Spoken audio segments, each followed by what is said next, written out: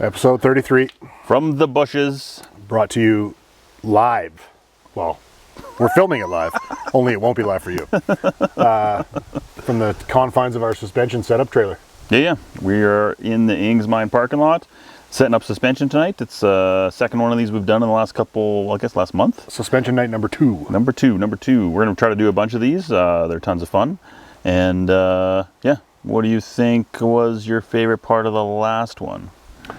Truthfully, I think my favorite part of the last one was helping a young lady out with her bike where didn't really seem as if we did too much drastic stuff, but she just came back and was really positive about how her bike was going. So she was happy with her bike before and was now even more happy.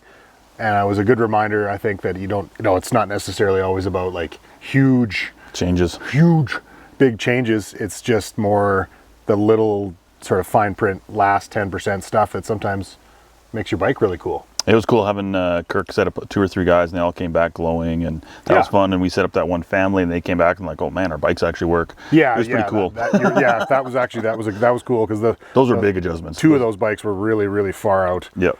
Which is a good reminder if you're a younger rider and you're growing, things change a lot. You got to change your setup because man, it doesn't take much before your setup's wrong. So. Yeah, my little man eats enough cucumbers and steaks that his suspension settings seem to change every 2 weeks. Totally. Yeah.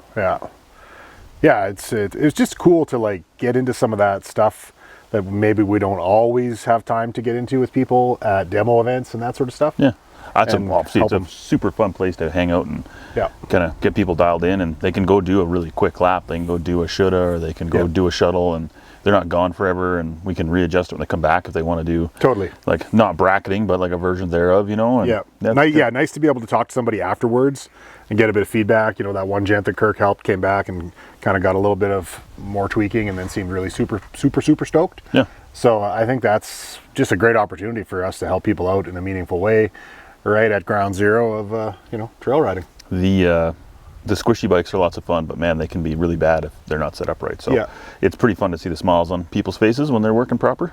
I think there's something to be said for modern suspension bikes because there's some great assets that are provided by the manufacturers themselves.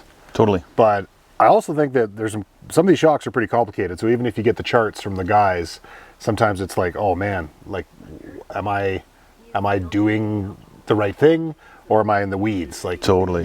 So it was cool to help some people and just show them what's available to them.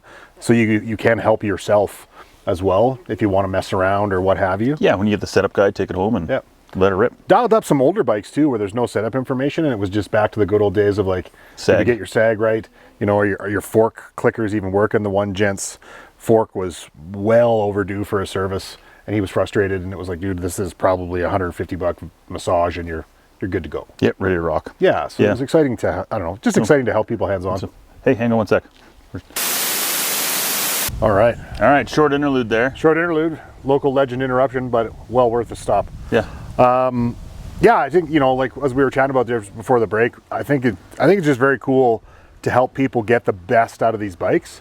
It sounds like salesman talk, but it's like, people are psyched when their bike works, and I know I'm psyched when mine works. Well, and the bummer part is too, some of the stuff that people forget that, if it comes out of your garage after winter, the settings are probably all messed up. Like even just the air pressure, because it's one of those ones that stuff leaks and so on and so forth. So. Yeah.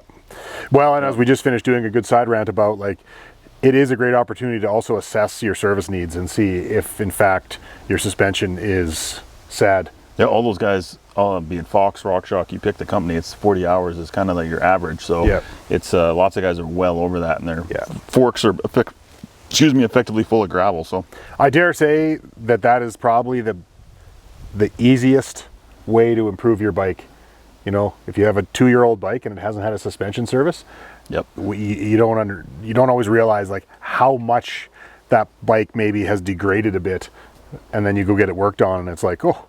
Well, and sometimes there's the evil gremlin where maybe when the fork went together at the factory, it didn't have quite the right amount of oil and stuff in it. Yeah, or a little dry or whatever. Yeah, so then you get her put back together and it's just like super shiny nice. Yeah, with our extra special juices that we use. Correct. Yeah, agreed. Yeah. So anyways, good to be here for number 2, and we're going to dial some shockers up. Yeah, let's get some people rolling. All right. Okay, awesome. Party on, Wayne. Party on, Garth.